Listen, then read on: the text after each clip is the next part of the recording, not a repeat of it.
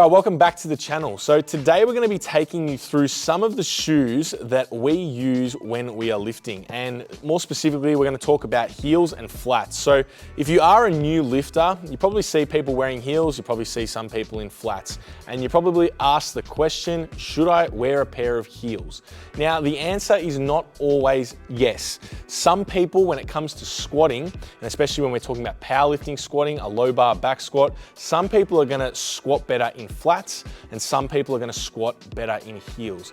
This is purely up to the individual and you need to work out yourself or with a coach what shoe is going to be better for you. Me personally, I've squatted competition squats and I've competed in both flats and heels. I currently squat in heels and I've lifted the most 277.5 kilos in heels. So I'm currently squatting in heels, but I can swing both ways. So obviously the answer is what works better for you and what allows you to hit depth. Now, just because you might not use heels in your competition squat doesn't mean that as a lifter, having a pair of heels is necessarily a bad thing, because heels can be very useful for a lot of other squatting variations and a lot of other lower body accessory lifts. So for example, you might squat in flats when competing with a low bar back squat, but then could use heels for safety bar squats or front squats or high bar squats. And this is exactly what I did when I squatted in flats a few years ago. I used my heels for my front squats and my safety bar squats. Heels can also be really good for hypertrophy training and accessory work. So anything where you want to load up the quads a little bit more and allow for the knees to go forward so that we are getting a little bit more quad tension, things like hack squats, belt squats, pendulum squats, even wearing them in split squat variations, because you're gonna get the knees a bit more forward and you're gonna load up the quads.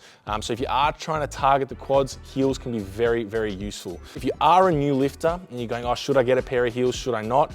Heels can be a very useful tool to have in your gym bag. So if you are looking to purchase a pair of heels and you're wondering about sizing, typically the Nikes do run a little bit smaller and you do want a bit more wiggle room in the shoe when doing squats. So you don't want to buy a shoe that is super tight. For me, example, US 10.5, I'll wear a 10.5 in the Romaleos, or you could wear an 11. The beauty is they do have the straps, so you can tighten them up a little bit more and have a little bit more space in the front for your toes. All right, now to dive into the actual shoes. So these are some of the shoes that I have in my gym bag. I use the Nike Romaleos for my low bar squats, and like I said before, for some of my other accessories too. So pretty much any squatting variation I have now, whether it's pendulum squats, SSB squats, belt squats, I will use my Nike Romaleos. So basically they have a 20 millimeter heel height, as we can see here. We can see they've got the double strap, which help with obviously lateral support. They also have a wide sole, which you can see the soles stick out from the side here. That's when you're on the ground, it stops any lateral movement. So when you're squatting, you don't get your ankles caving in and rolling in to the side. So moving on from the Nike Romaleo 4, we have the Nike Savaleo. Now this is a new shoe that Nike's brought out. It is a bit of a cheaper option compared to the Nike Romaleo. So if you are a uni student, something like that, you're on a bit more of a budget, these can be a really good entry level to getting a pair of good lifting heels. They do have a smaller heel, 15 millimeters compared to the 20 millimeter heel of the Nike Romaleo. So they are a little bit smaller. So if you do want a larger heel, just keep that in mind that they are a bit smaller. We also have only one strap. So I believe these are designed by Nike to be a bit more versatile. If you're running around the gym doing CrossFit workouts, stuff like that, where you're moving a bit more, they are a little bit more flexible in that regards. They also have the same support base like the Nike Romaleo, nice and wide so that you are nice and stable laterally when doing squatting variations. So just a note with the Nike Savaleos, obviously they do have the smaller heel, but that doesn't mean that you can't use them for everything that I mentioned before. All your competition squats, low bar squats, or your other squatting variations and accessory work. You can still use them for all those movements.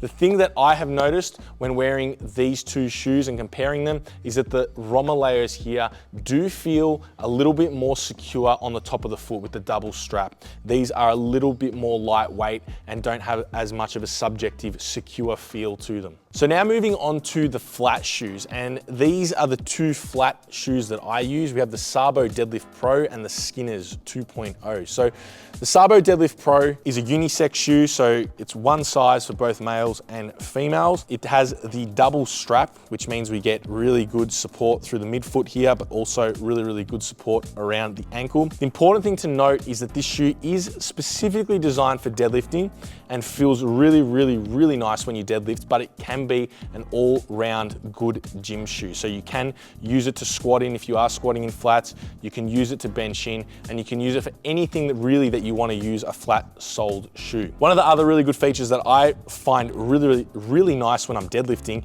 is the new heel support system that they've got going on here. It's really high up here, so it supports the heel, and it's got a wide base through there. So it actually feels really laterally stable when I'm performing sumo deadlifts. The heel size is 2 millimeters to 5 millimeters, so very, very thin. You are virtually feeling the ground beneath you, which we obviously want when deadlifting. We want to be as low to the ground as possible. So when looking for a deadlift shoe, you do want to make sure that it is as close to the ground as possible. And so moving on to the other pair of shoes that I absolutely love, and these are an essential in my gym bag. I literally live in these at the gym when I'm training and even when I'm coaching. I like to be barefoot, and this shoe is virtually as close to barefoot as possible.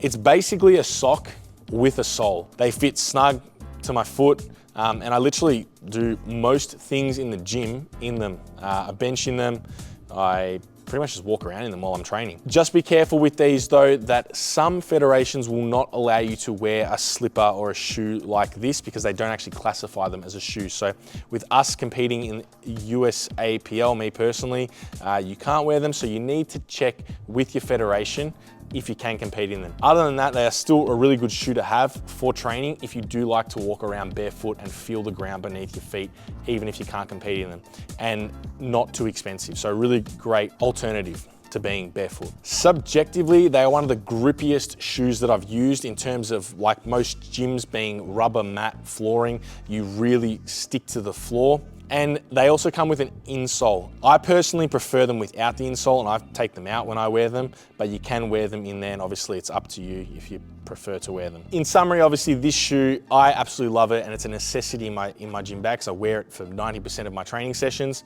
But in terms of heels and flats, if you have the money to buy a pair of heels, I definitely think the versatility is there, and they are a really good asset to have in your gym bag. As we said, don't just look at them as, do I need them for my competition squats? In a powerlifting case, you can actually use them for a wide variety of lifting. If you're looking to buy any of these shoes, obviously jump over to City Strength. They stock all these shoes and you can purchase them all from there. They have the sizing guides. You can look at any other information you need about the shoes on their website. And obviously, as always, if you've got any questions, drop them in the description box below. Like, subscribe, and as always, happy lifting.